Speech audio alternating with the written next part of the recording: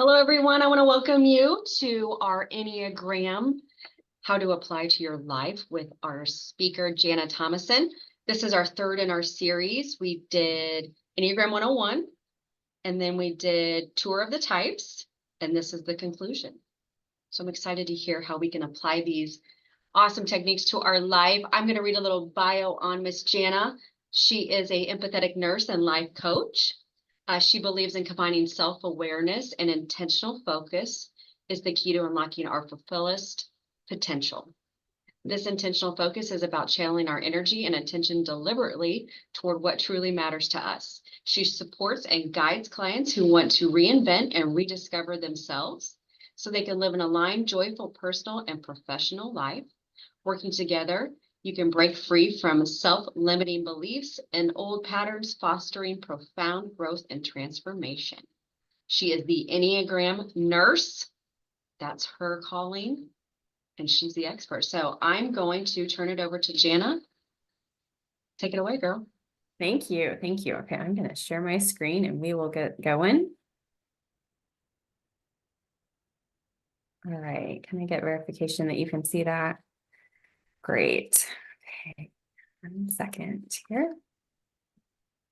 All right. So welcome to our third and final session on the Enneagram. And this session is all about how you can apply this knowledge that we have covered in the last several sessions to just everyday life, in your relationships, in your work. So over the past couple sessions, we explored the basics of the Enneagram. We took a tour of each of the different types, and today we're going to take a step further. Today, it's about transformation. So I'd like for you to just kind of imagine for a moment a life where you truly understand yourself, who you are, where your actions, what you do, align with your values, and where your relationships are also enriched with empathy and understanding. Imagine waking up each day with a sense of clarity about who you are inside and where you're going. So this isn't just a dream. It doesn't have to be a dream. It is a reality that really can be achieved by using the knowledge of the Enneagram. So it's more than just a personality typing system. I sometimes say it's like a mirror that reflects back to us our fears and our desires, our strengths, the good things about us, and also the not so good things about us. So it's a guide that can lead us to self-awareness, growth, and fulfillment. So we are going to talk about how you can use this tool in your tool belt for self-discovery.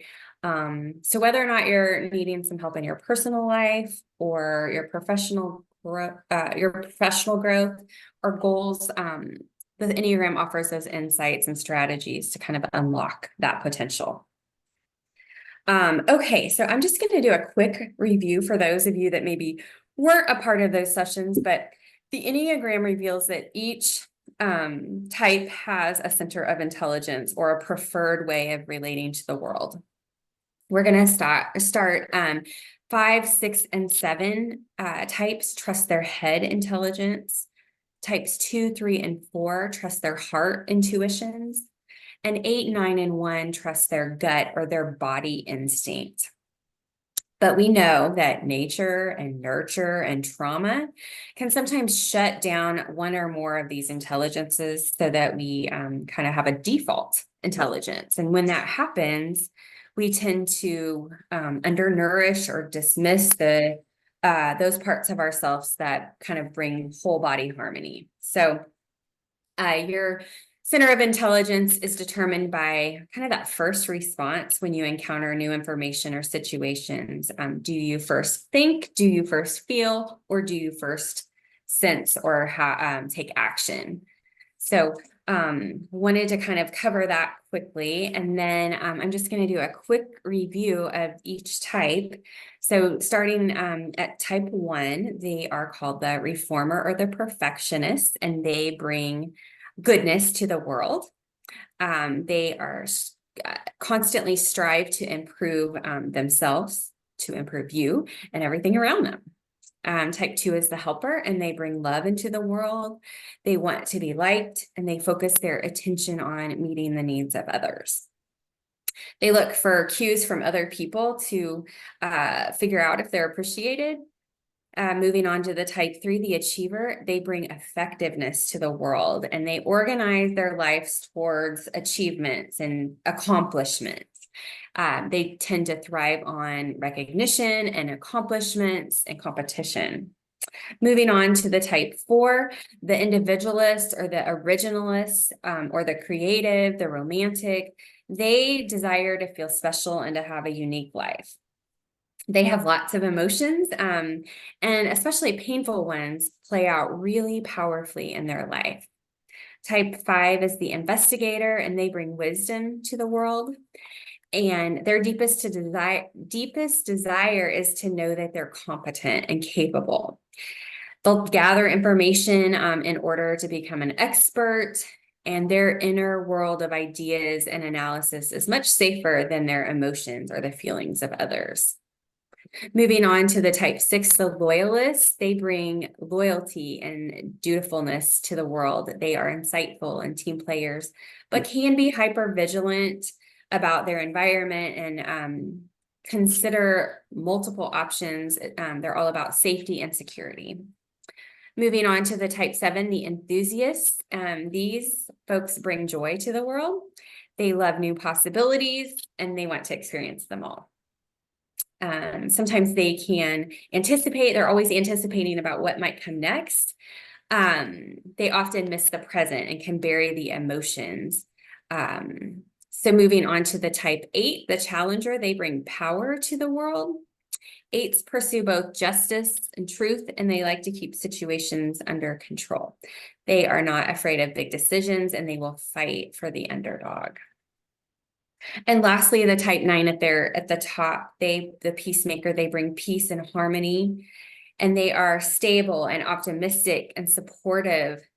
They dislike conflict and tension, and they really desire for everything to go smoothly, but that can sometimes simplify problems.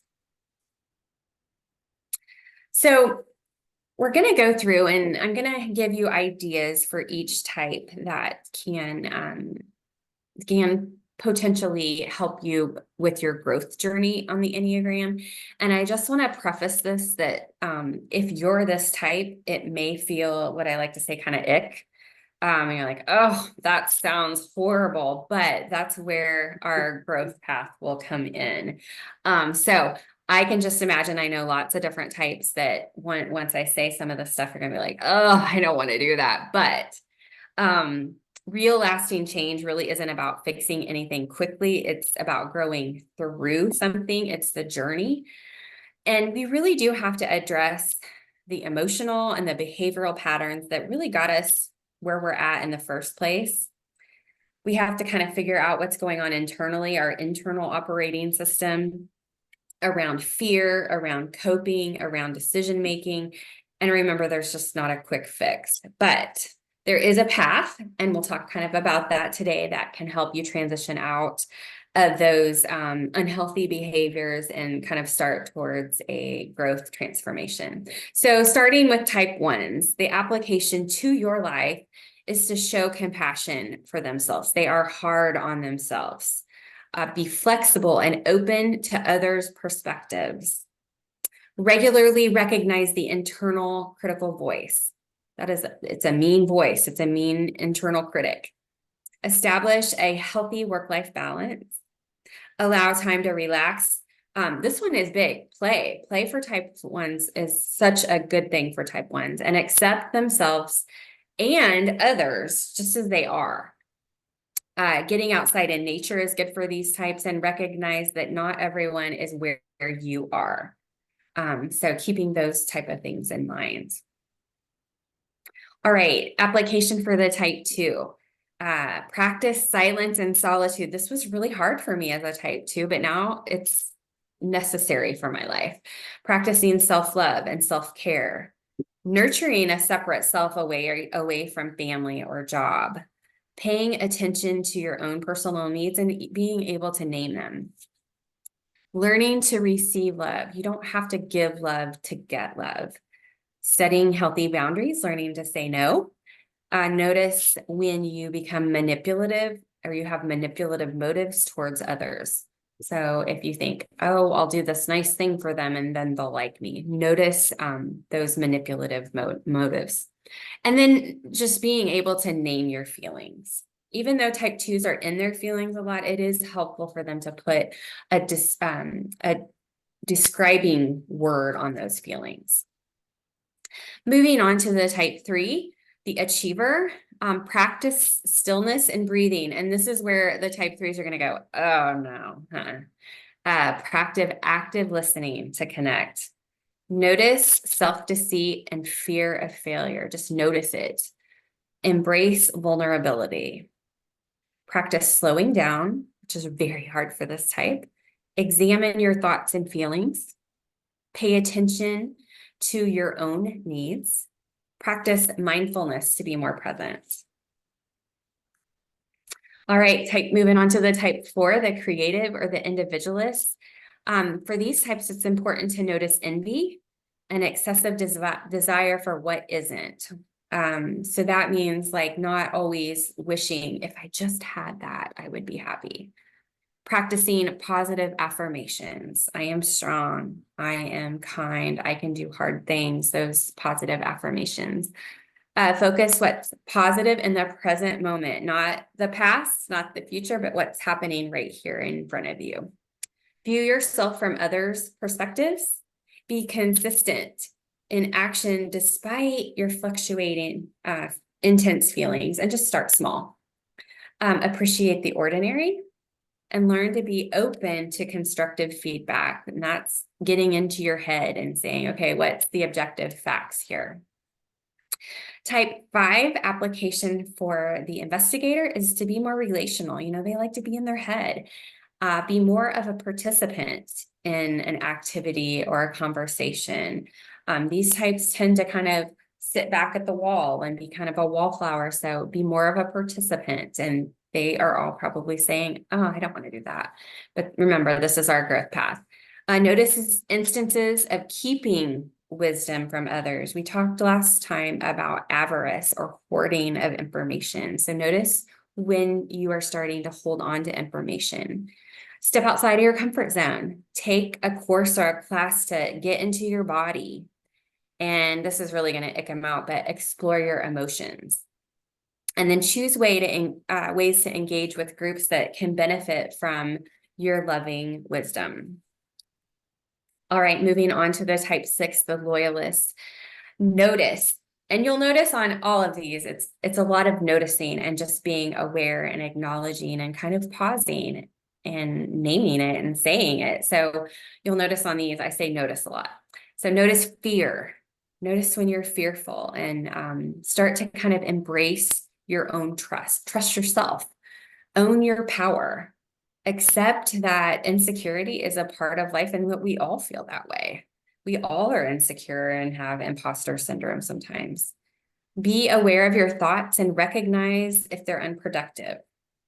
Work on building trust. Develop healthy habits to release anxiety. Getting into your body, moving your body, and practicing mindfulness, whether or not that's meditation or focusing on being in the present moment.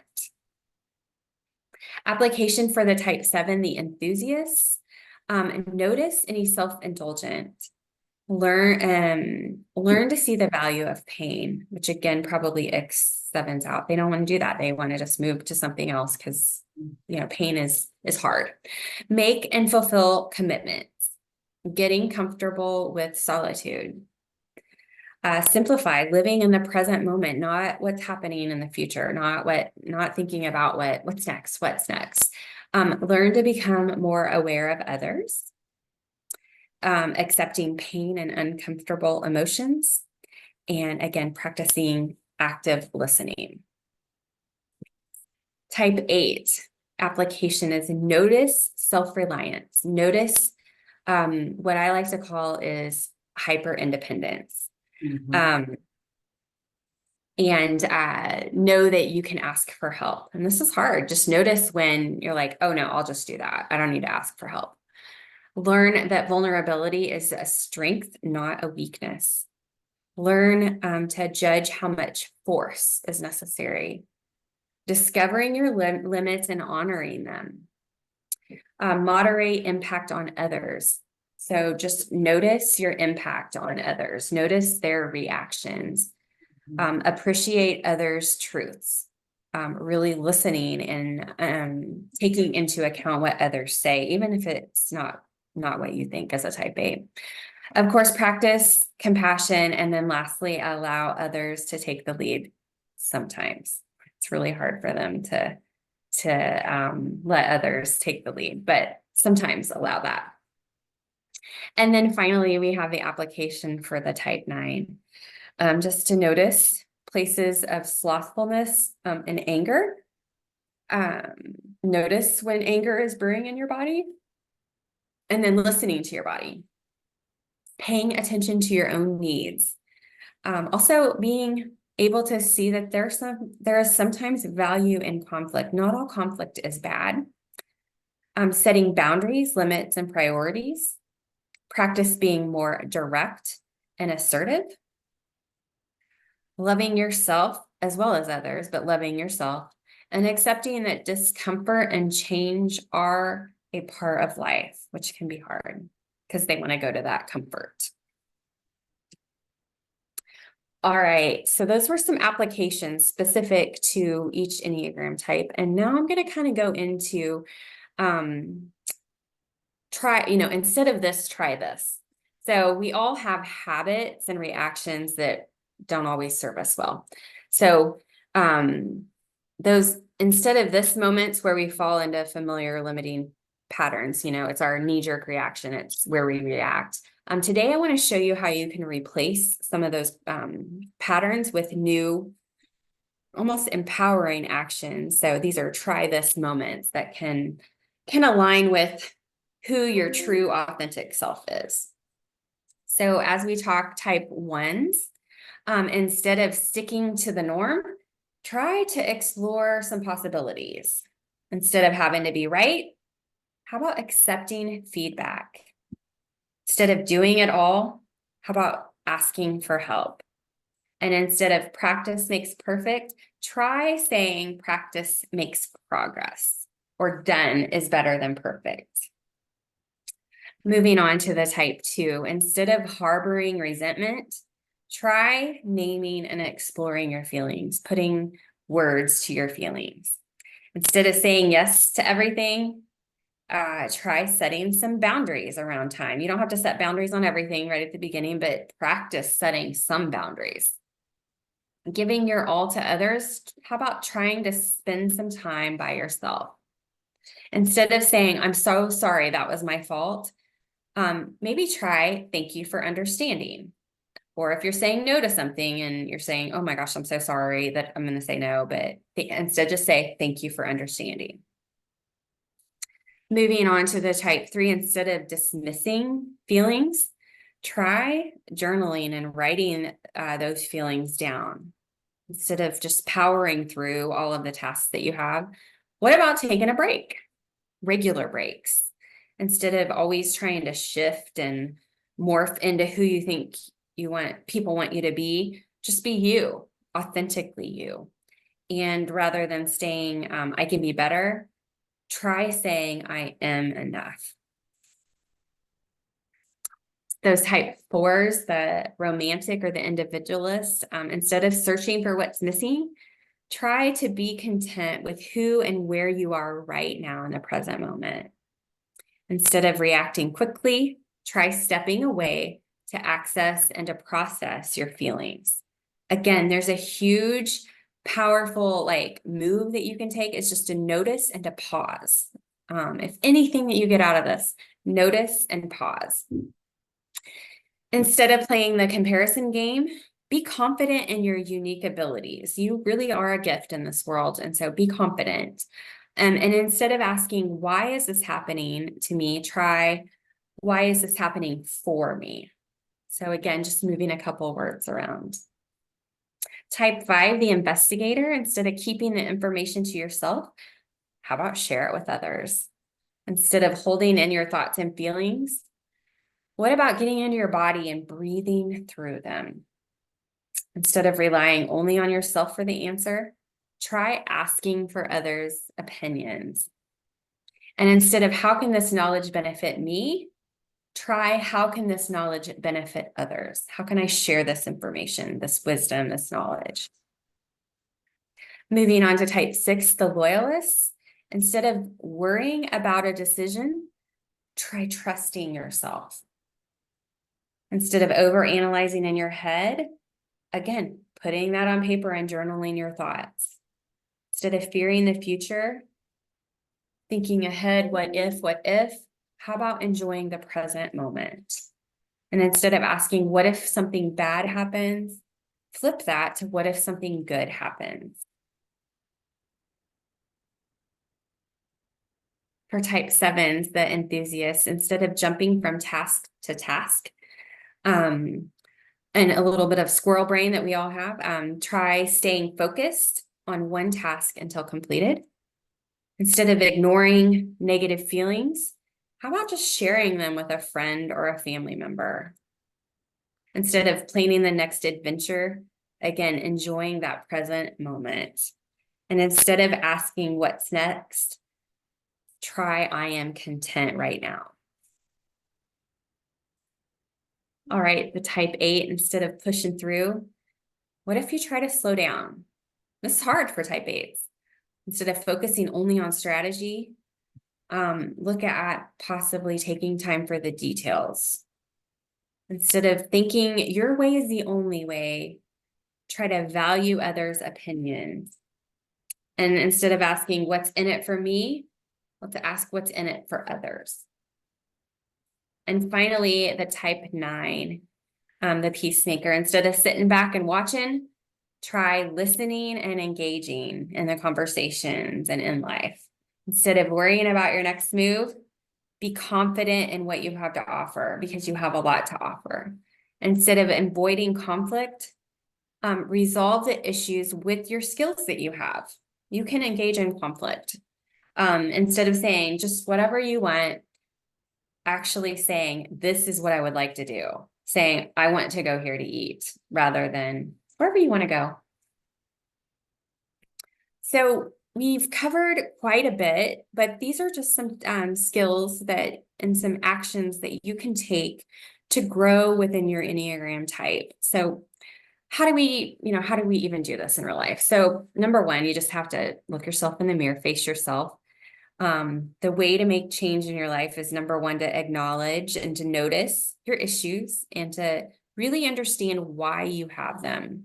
It may be looking back in your childhood of why you developed the personality you did and just being aware of that and understanding that this is why my default reaction is this.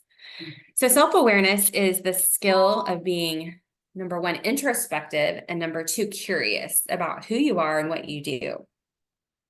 So a couple of ways that we gain self-awareness is listening to feedback from people, like really listening to it and not taking it critically, but trying to understand and listening from feedback, reflecting on our actions, look back on a situation that maybe you've had in the last week and reflect on that. Reflect on, wow, I did pause, or wow, I should have paused. Because those default reactions will come out. I always try to use this example. I asked and I maybe have shared this, but I asked my son to take the dog out for a walk, a while back, and he was like, no.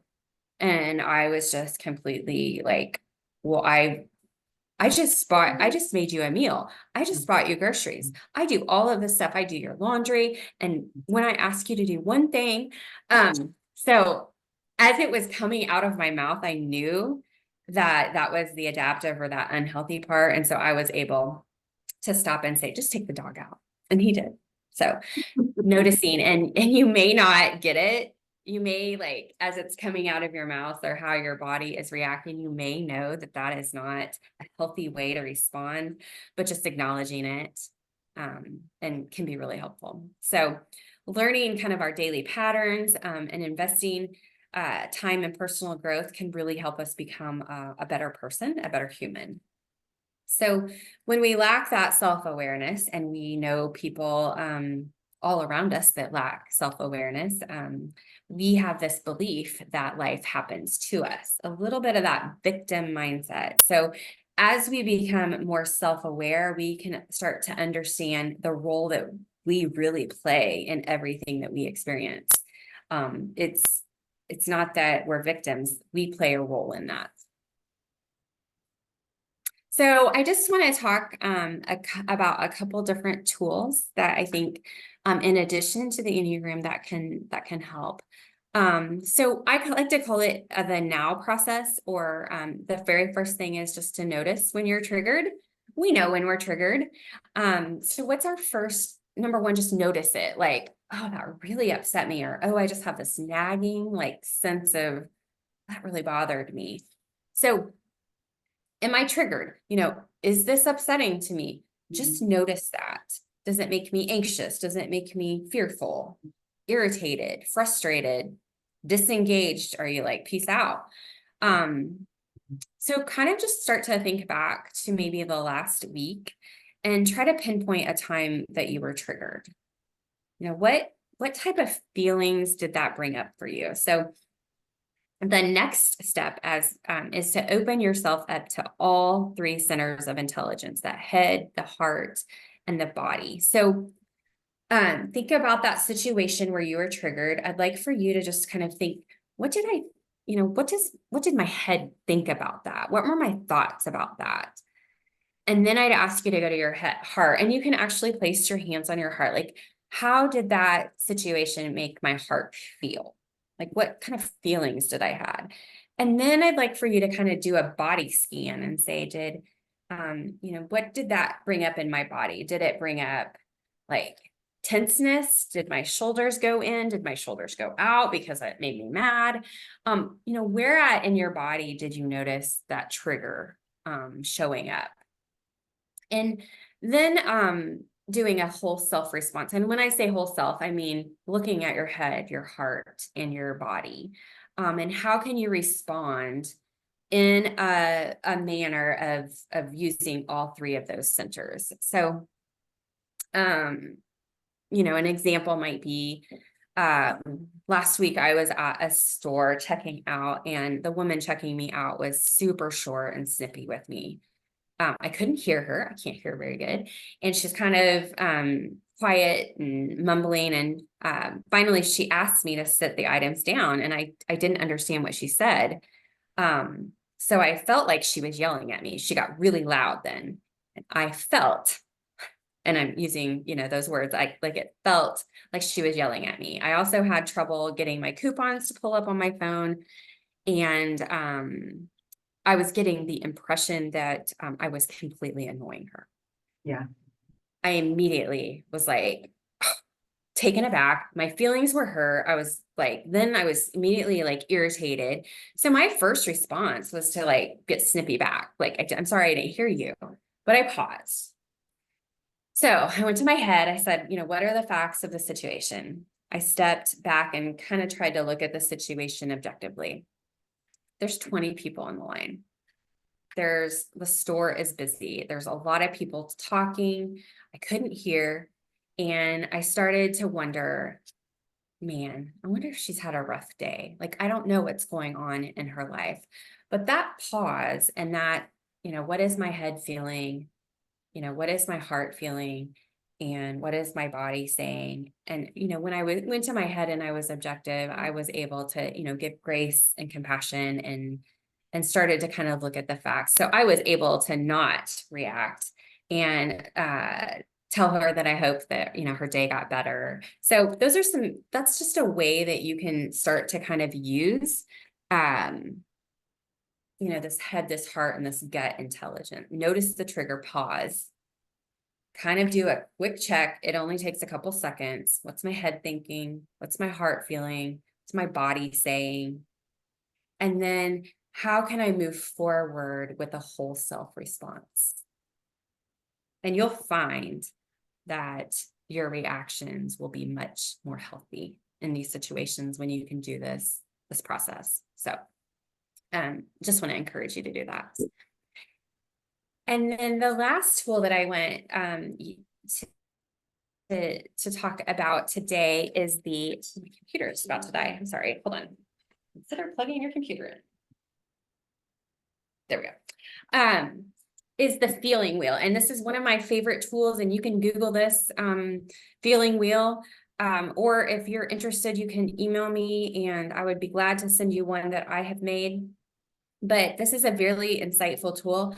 I encourage you to use it with your family members. I wish I had it for my kids when they were younger, but basically it's to help you kind of identify what you're currently feeling and really drill down to discover the true feeling.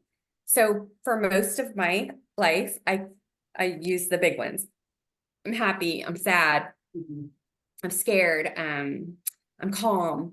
You know, those are high level. What if we drill down to, I'm sad, maybe I'm feeling vulnerable or fragile or isolated or lonely. And what happens is when we are able to drill down to a more descriptive word, we can start to process that. So instead of being just, I'm mad, I'm fussy, maybe I am frustrated, or maybe I am, hurt. So hurt is much different than mad. Maybe I'm exhibiting mad, but I'm really hurt underneath that. And when I am able to say that hurt me, I am hurt, I'm able to start to process that and work through those emotions a little bit easier than just I'm mad. So being able to put that name to the feeling really can give you the power to develop ways to move on and to cope with that. So encourage you to use this when I feel triggered or when I feel like a nagging sense of something's not right. I pull this out and it can be really, really helpful. So encourage you to use that. Okay, so this is a picture of a path. So I want to talk a little bit about the brain science around, our neural pathways in our head. So being a nurse, I love the brain science of it all. But when we're nurtured in ways that naturally are good and helpful, we start to open up and love with our heart and our mind and our gut. So when this happens, when we practice this pause or this noticing the trigger or noticing and going to our head, our heart, and our body, our brains can create neural pathways, just like the pathway on this mountain. It's where in our prefrontal cortex where love and joy and gentleness and connection originate. But we all know that sometimes the opposite happens. We have been hurt or betrayed or triggered. Maybe our nervous system is dysregulated, and it triggers our brains or our amygdala, and it protects us by downloading a slew of chemicals, and this will create other neural pathways. So we have the good pathways and we have the kind of negative pathways, and we pack, when these negative pathways happen, when we've been hurt or betrayed or have trauma, these negative pathways will create these negative pathways, and we will shove vulnerability away. We'll shove compassion. We'll shove grace away. We close down rather than open up. We either fight or flight or we freeze. So the neural pathways, to honor that love don't always develop. And when we walk through, say, this mountain pathway every day, we wear, a path down in the ground. And in the same way, our habitual thoughts and patterns wear a path in our brain.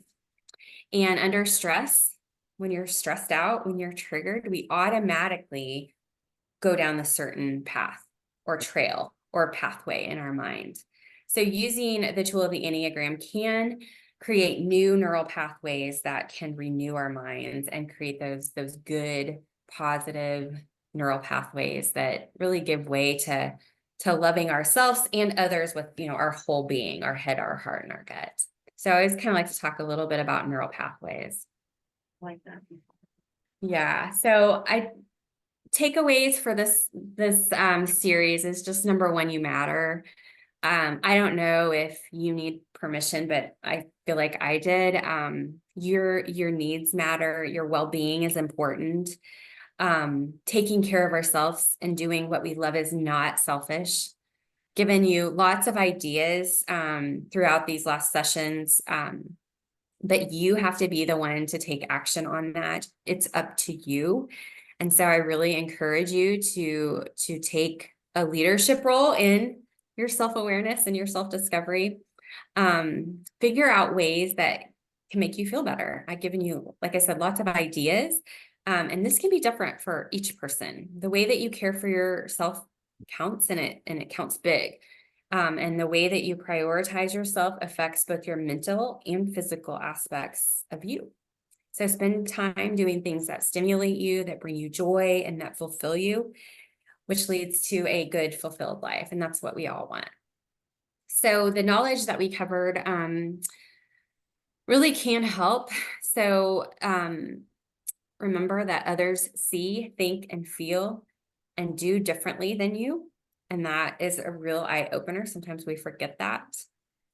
And remember that self-awareness and that looking inward, it's really just that starting point of a lifelong process. Truly understanding who you are and how you operate is pivotal in growing and transforming into your best authentic self. And the goal of the Enneagram is really to use this knowledge to kind of remove that lens or that mask and become more of the true you. So, just want to talk a little bit about where you can find me.